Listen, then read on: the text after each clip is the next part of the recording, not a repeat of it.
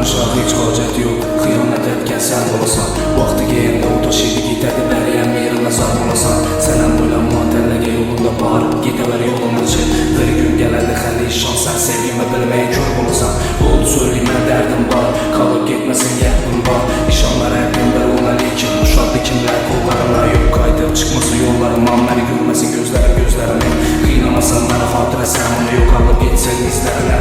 Aldattın qapqara gözlərim bilən, aldattın masalı sözlərim bilən. Xəyalın aldı səni başqa hesabla, boylarını xəyatın gözlədin sənə. Farkın yok başqalardan, farkın yok başqalardan. Mən şəddin ay görmədi gözü başqanla, sən nəsə ərməksən böyünü başqa.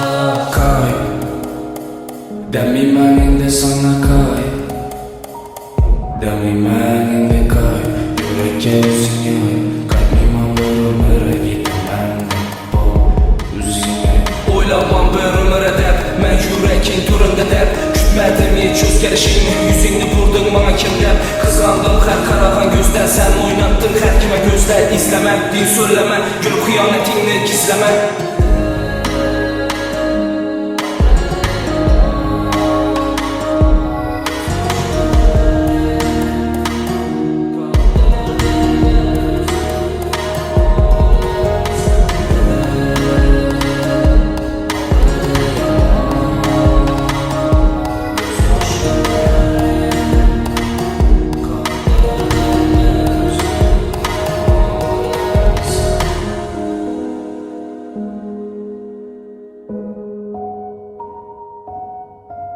Thank you.